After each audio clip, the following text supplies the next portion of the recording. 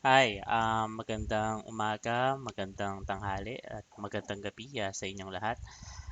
Muli, welcome po sa Pinoy Stock Exchange. Ako ulit si Tyron Jan Gutera, yung author ng blog ng Pinoy Stock Exchange. Okay, so itong video na to ay para sa isa sa mga kapwa members sa The Global Filipino Investor. Bale, may request siya about sa mga sub-tabs dito sa COL Financial kasi medyo natatakot siya.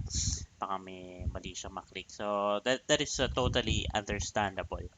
Okay yun. Uh, at least um, may, may opportunity tayo na i-discuss yung some of the tabs tsaka sub-tabs dito sa Call Financial para maiwasan natin yung mga potential na pagkakamali. Kasi it's our hard-earned money kung just in case magkamali tayo. Pero nothing to worry.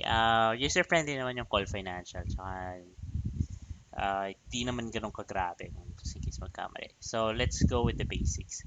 Okay, so once na mag-log in kayo sa Call Financial, syempre dito sa home tab kayo usually mapupunta. So dito sa home tab, may makikita tayong sub-tabs like yung service inquiry, products, forms, FAQ, investor relations, career. I'm not gonna go over lahat kasi yung iba dun self-explanatory na. Okay.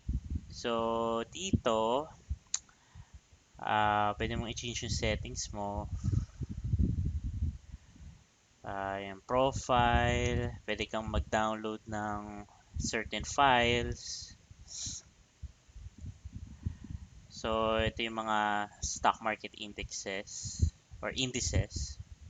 So, more on stock price data. Okay? Hindi ko masyadong ginagalaw to eh. Privacy policy, important information. Hindi ko masyadong ginagalaw to be honest. So, basically, pang papakita ako sa video, yung mga ginagalaw ko lang talaga. So, sabi ko nga, isang araw, para ma-access yung chart, punta ka lang dito sa codes. Tapos punta ka lang dito sa charting.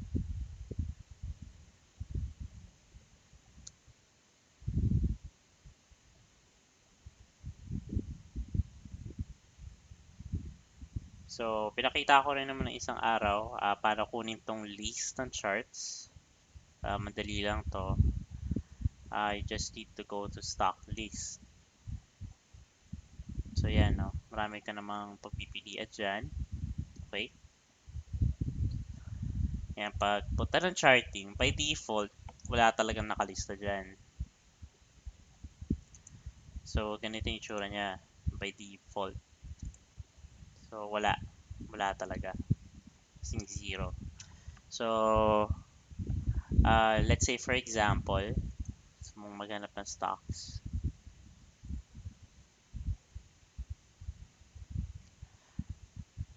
Dati yung ginagawa ko, kinokopya ko muna yan sa notepad eh.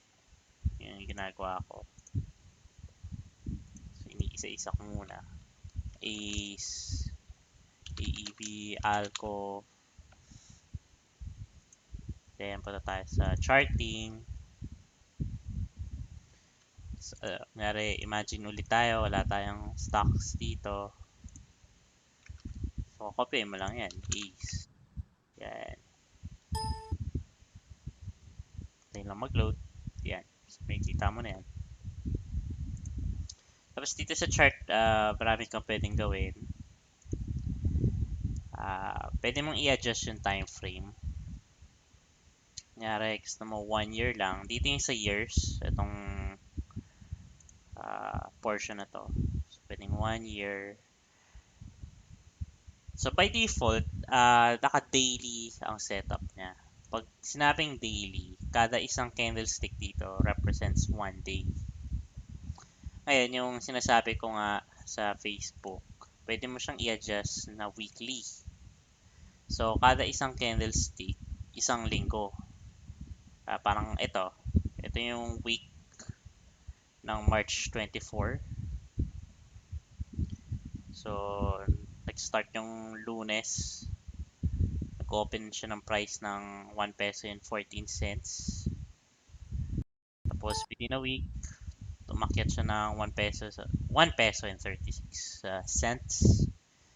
Tapos pinakamababa niya sa linggo na yun ay 1 peso. Pero nag-close pa rin siya ng 1 peso and 20 cents. So green pa rin siya kasi mas mataas pa rin siya sa opening price niya.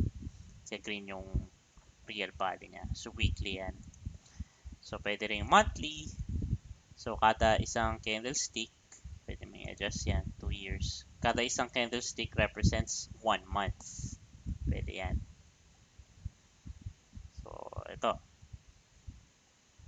So nagbukas siya nung March, first trading day ng buwan ng Marso. Nagbukas siya ng 1 peso and 13 centavos. Pinaka-highest price na naabot niya nung buwan na yun ay 1 peso and 28. Pero dumating ang point na nag 1 peso and 7 centavos siya. Pero nag-close pa rin siya sa mas mataas kaysa opening price ng 1 peso and 24 centavos. So bullish or green candle siya dito. So pwedeng monthly. Ngayon, kung gusto mo mag-day trade, ito yung recommended sa mga day traders. Actually, pwede mo i-try ito. 1 minute. So kada isang chart, ito yung price action niya sa isang minuto. So parang instead of 1 day, 1 minute, pwedeng 2 minutes. Mapapansin nyo pag minuto, medyo mahirap siyang i-decipher. Kasi madalas puro doji makikita nyo. Let's example yun sa JFC. So 3 minutes. Ang limitation ng COL Financial, parang only spans for 7 days. Pag mga ganitong time frame, mga 1 to 5 minutes, di mo siya pwedeng gawing yearly. Yung kunyari ano yung minute chart niya for 10 years, hindi mo siya pwedeng gawin. Kung gusto mong kunin yung 10 years, dapat at least nasa daily chart ka. Yan. Stock price ng Jollibee from 2005 hanggang 2015. Yan. So yun. For example, gusto mo mag-day trade ng Jollibee, gusto mo mag-day trader, gusto mo full time sa trading sa stocks, okay lang yun. As long as you can handle the risk. Pwede kang, ito yung nabasa ko sa libro, yung day trading. 15 minutes ang recommended para may mga solid candlesticks ka. Okay. So, may kita mo dyan. Ito, candlestick formation to. Harami. Itong harami formation. Or, kasi ang Japanese candlestick medyo subjective eh. Other market technician, pwede nilang i-view to as bullish piercing. Later on, i-discuss ko naman sa inyo yan. So, bili ka dito. So, bandang 10 ng umaga, bibili ka dito. Hold po siya. Tapos may harami ulit. Sumunod ng doji. Ito pa lang pwede ka na magbenta. Around yung price ng Jollibee is 188 pesos. Ito, sell signal na to eh. Sabi nga sabi ng mga eksperto, pag marami ka ng doji nakita, mag-ingat ka na. So dito pa lang dapat magbebenta ka na para maiwasan mo to. Yan.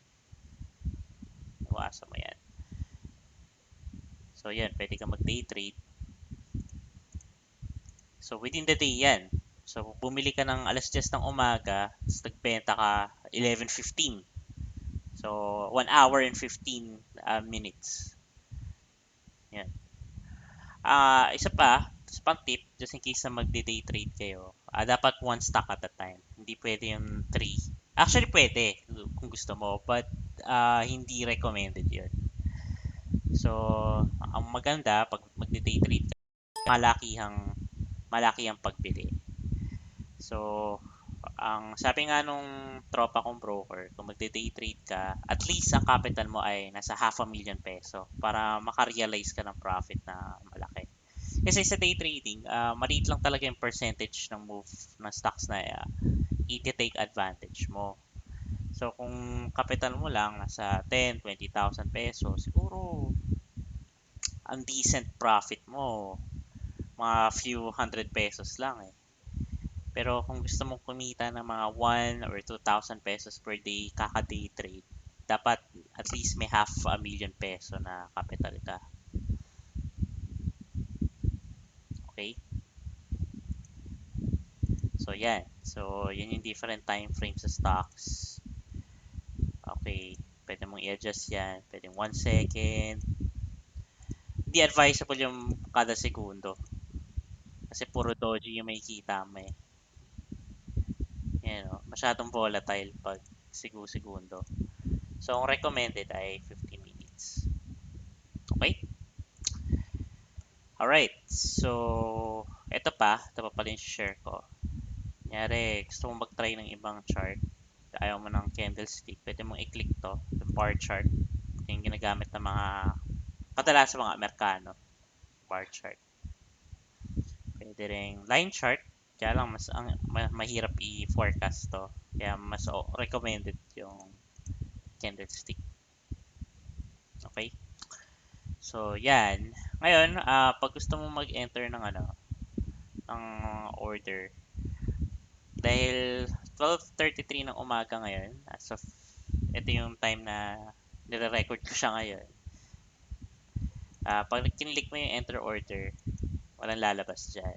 So, during active trading hours sa stock market, let's say 9:30 ng umaga hanggang 12 ng tanghali, may kita kang mga bars dyan. So, bigyan ko kayo ng screenshot. Ay, sana yan. Portfolio to. So, ganyan yung sa screenshot. Pero itong screenshot na to, off hours order yan. Pero, medyo hawig din yung itsura niya. Yung sa actual ordering tape, yung sa ordering menu niya. So, ganyan din yun. Bid and ask. Dito yung bid. Yung bid, ito yung mga buyers na nagpo-post ng order sa stock market. So, makikita mo, ito yung size. Itong size ito yung amount of stocks na willing nilang bilhin. So, sa example na to, ito ay ABS-CBN. So, mapapansin nyo, pag pababa na pababa, mas paliit ng paliit yung price na willing. Kasi pila-pila yan eh. Pila-pila yan. So, usually yung nasa taas, yung pinaka-highest bidder, 59 pesos and 95. Sa asking naman, ito naman yung lowest na seller. Yung price na to, ito yung 60 pesos. Ito yung price na willing niya ibenta yung stocks. Ito yung total number of size, 1,370. Tapos yung sumunod sa kanyang seller, 60 pesos and 20 cents, 60 and 30 cents, 10 shares. So, pila-pila rin yung mga gusto magbenta ng stocks. Ito yung mga existing stockholders. Ito yung mga potential stockholders sa madaling salita. So, ngayon, para mag-transact sila, it's either one of them kailangan mag-adjust sa isa't isa. Okay? Kunyari, sa asking, yung mga seller na to, kunyari may isa ditong stockholder, kailangan niyang i-convert into cash yung stock na. Kasi sabihin natin may family emergency, kailangan ng gamot ng kanyang magulang. Pwede niyang patulan tong price na to, na 59.95, para immediately ma-liquidate niya. Kasi otherwise, kung 60 pesos lang, haya niya nung mag-60, medyo matatagalan siya na may execute yung order. Kasi kailangan may isang buyer dito na mag-a-adjust, ima-match yung price. Dapat nagkakasundo sa isang price para magkaroon ng transaction o pagpapalitan ng stocks. So, ito yung size. So, pwede rin mag-partial. uh, not necessarily na itong 1,370 dapat in one transaction ma-execute siya. Pwedeng itong buyer na to, pwedeng mag-adjust siya 500 stocks lang. 500 stocks lang yung gusto niyong bilhin for that day. Pwedeng ma-partially executed to. Tapos, maghihintay na lang siya ng another buyer na papatol sa 60. So, ito yung last 5 trades.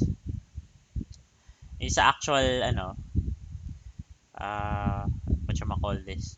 Yung sa actual trading hour, makikita mo yung kung sino yung buyer, sinong broker, nagbabuy, seller. For example, COL Financial, seller, BPI, makikita mo yan.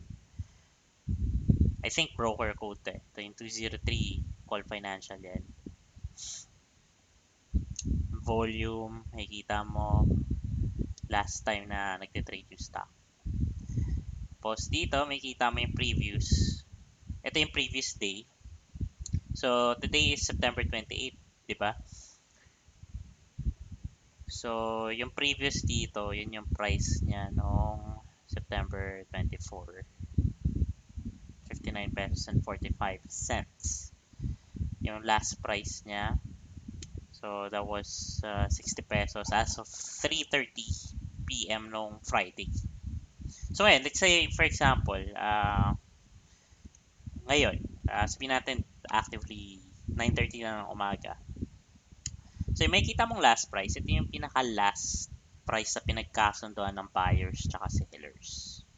Yari, for example, 9:30, nagkaroon ng sale, nagkaroon ng kasunduan yung buyer tsaka seller ng 60 pesos for 500 shares. Makikita mo yan dito. Yan yung last price na tinrade. Hindi to necessarily ito yung price na you need to pay. Kasi minsan hindi iba yung last price kaysa sa asking price eh. Kasi pag ikaw yung buyer, titignan mo lagi sino yung itong task na to. Yung latest na nag-ask ng price. Kaya gusto mo mabili ka agad yung stock dahil may nakita kang potential or sabihin na natin buy signal sa candlestick. Gusto mo ma-execute ka agad, i-match mo lang to. Tsaka yung size. Okay lang kahit hindi mo ma-match talaga. Yari, kaya mo lang bilhin 500 shares. That's okay. That's totally okay. Wag lang yung yari, ang pinopost niya dito is 500 pero gusto mong bilhin ng 600. Most likely, hindi may execute yan. So, change, ito yon yung change niya from the latest or from the previous day, previous trading day. So, imagine na natin, ito yung 60 pesos. Ngayong Lunes, ito yung last trading price niya. Kunwari, nung Friday. So, ito yung percentage. So, yung difference sila, 55 centavos. So, 0.93% lang yung change nila. So, ito yung opening price, tsaka opening price, yung component sa candlestick. Yung highest for the day, ito yung parang upper shadow ng ito yung lower shadow na nakikita natin sa Japanese Candlestick. Yung sa value naman, ito yung total number of peso na nagpalitan sa araw na yon. So, 5,077,076 noong September 25. So, in number of trades, ilan ba yung nag-trade nung araw na yon? Self-explanatory na to. Yung volume, how many shares. Ito, yung share outstanding. Ito yung umiikot sa stock market. So, sa ABS-CBN, meron silang 850,801,081 shares na nagpapalitan sa Philippine Stock Exchange. Siyempre, yung status niya active. Pag may problema yung stock, siyempre, iba yung yung status niya. Hindi po pwedeng ibilin yan.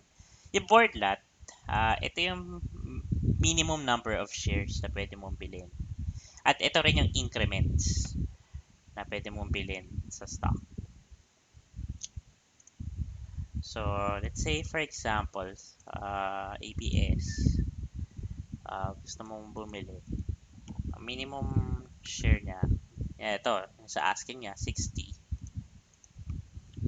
Gagawin mo, ita-times 10 mo lang. So, 600 pesos, pwede ka nang bumili ng stock ng ABS-CBN. Okay. Fluctuation. Yung fluctuation, ang pagkaintindi ko, ito yung minimum amount of points na pwedeng iakyat o ibaba ng stock price. So, let's say for example, 60 pesos. Hindi siya pwedeng umangat ng 0.01. Bawal yan. Kasi yung fluctuation, depende yan sa price level ng ng stock eh. So, for this example, dapat pag seller ka, ang minimum amount na pwede mong kunyari gusto mong ibenta sa mas malaking halaga, gusto mong ipila dito, dapat 60 pesos and 0.5. O di kaya 0.05. Dapat 59 pesos 95 kung desperado ka. So tama to, itong nasa buyer dito. Bale, sumusunod siya sa minimum fluctuation. Tapos merong floor price. Itong floor and ceiling prices, dinesign ito ng Philippine Stock Exchange para maprotektahan ng mga stock traders from very volatile na price move. Generally, bawal mag-move ang stock price na more than 50% pataas at bawal din siya mag-decline more than 40% pababa. Ang basis ng percentage niya is yung from the previous price na 59 pesos and 45 cents. Ang laging basis ng floor tsaka ceiling price yung presyo from the previous trading day, hindi yung current trading day. So dito, ang ceiling price for that given day noong September 25, pwede lang umakyat lang ABS-CBN hanggang 89 pesos at 17 or 18 centavos or 17 centavos noong September 25. Hindi ito yung pinaka-limit na pwedeng don't misunderstood that. Ito lang yung pinaka-limit niya for the day. Okay? So, pag marami namang sellers, kasi kaya naman pumapaksak ang stock price, that is because it's either konti yung buyer or marami masyado yung seller. So, pag masyado maraming seller, hindi nila pwedeng ibaksak yung presyo na less than 29 pesos at 72 centavos. So, automatically computed yan. So, hindi mo na kailangan i-manually compute. So, yung stock market na mag-aano sa'yo, go-compute for you. Yung par value naman, yung nakikita nyo to, normally talagang maliit yung par value. Usually 1 peso lang or below 1 peso. Yung par value, ito yung declared na stock price during the time na binubuo pa lang yung isang corporation. Wala siyang connection talaga sa mismong stock price. It doesn't really matter. Par value ay may far greater importance siya sa mga bonds, yung mga utang ng gobyerno. Okay? Alright, so next stop, yung makikita natin okay na tayo sa order, stocks. So, ito kung gusto mong get ng basic information, pwede mong i-enter ABS, pwede ka mag-buy or sell. Ito yung same rin, same screen.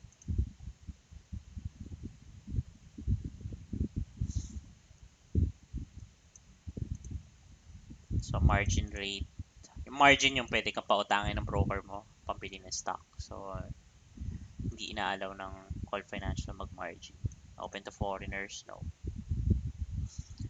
So, kung foreigner ka, bawal mong bilhin yan. Okay. Alright. So, dito sa stocks, may mga sub-tabs pa siya dito. Top buyers, top sellers. Pag fundamental analyst ka, um, o kaya may knowledge ka kung sino yung mga customers ng mga broker na to,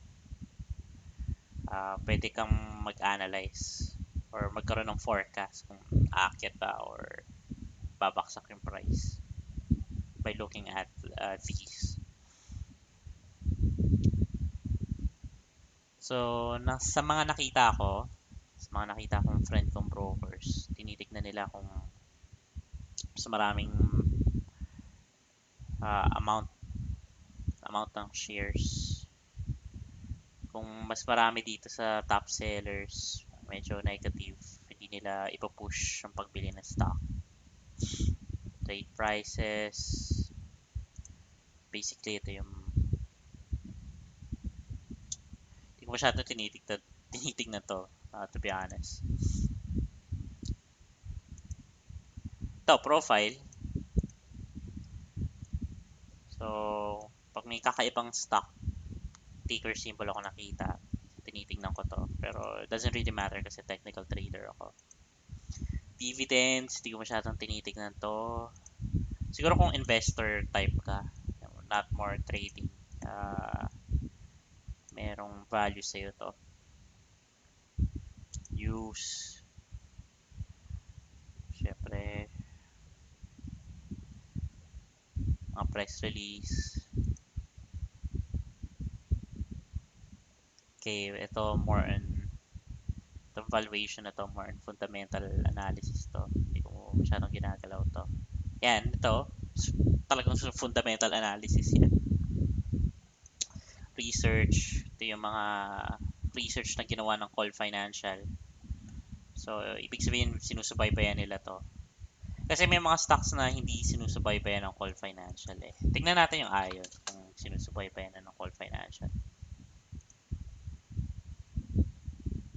So, yung ION, hindi pa rin sinusubaybayan ng COL Financial.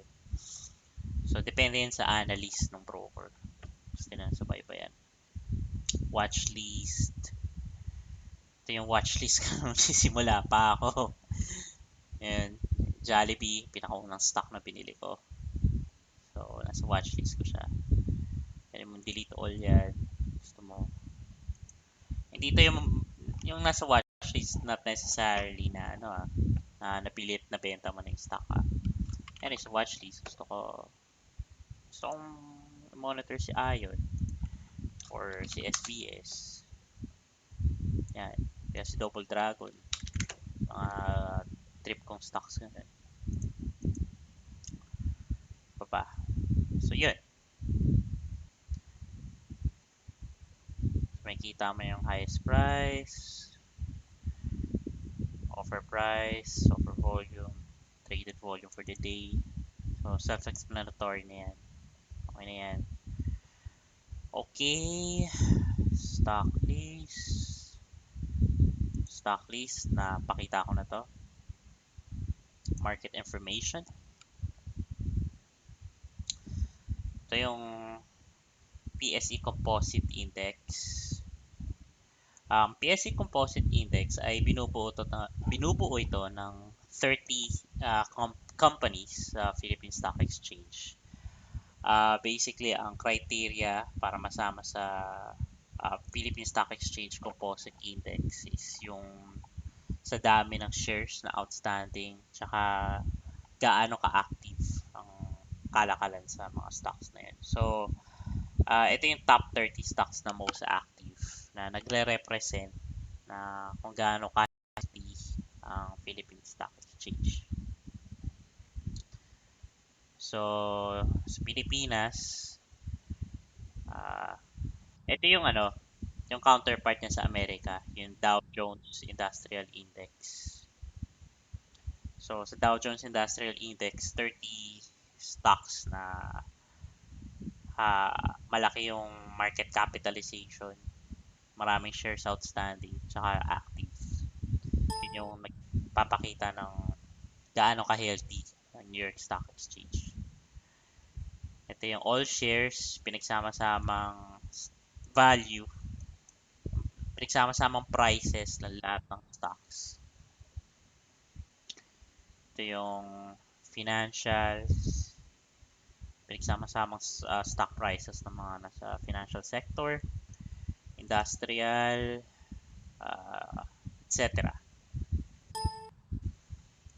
So, yung total value. Most of the time, di ko rin naman tinitignan to eh. So, parang for the heck of showing, napakita ko lang. Okay. What else? Market information. Most active. Ito, tinitingnan ko to. Most active. Gainers and losers. Usually, tinitingnan ko yung top gainers. Ito yung mga pinaprioritize ko sa pag-monitor ng charts. Sectors, di ko masyadong pinapansin. Broker information, hindi rin. Hindi ako masyadong nag-ano dyan. But for the heck of, showing it, pakita ko na lang. Nara ABS.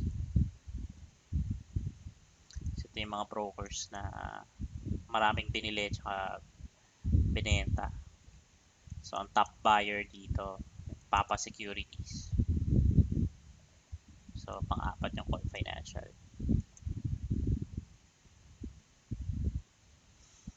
Okay. Ano pa ba? Gusto kong pakita sa inyo. Ranking. Ito yung gaano karami.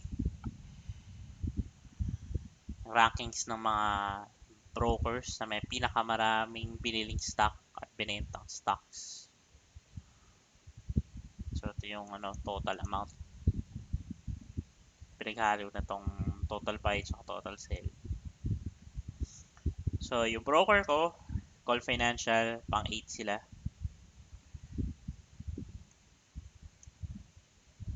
Ko this is for a given day. So, yung last Friday, pang 8 yung call. Yung list ng brokers.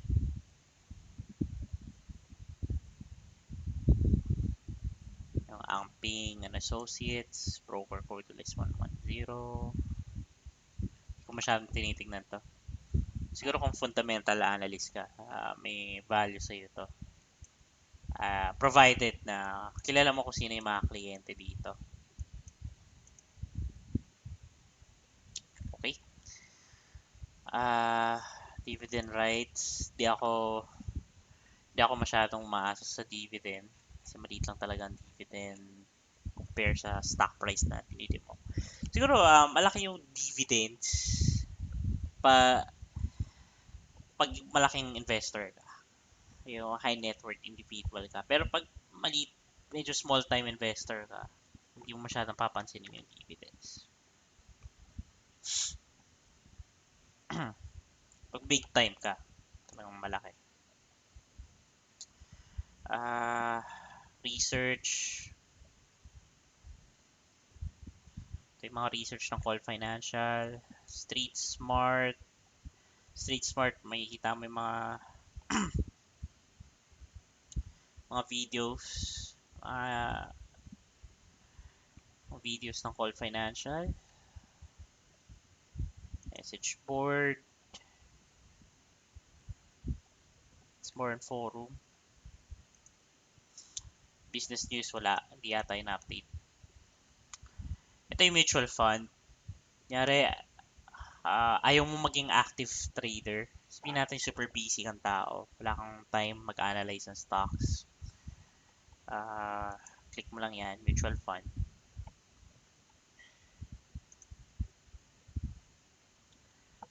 Yeah. Sa mutual fund, di ko rin pinubuksan to eh. Kasi I have enough time naman to analyze stocks. So, for mutual fund, may fund manager na imbis na ikaw yung magte-trade ng stock, sila yung gagalaw ng pera mo. So, yun. Research. Masyadong ginagalaw to. So, basically, ginagalaw ko lang talaga. Ito, yung trade. Tsaka to. Sa quotes, yung charting.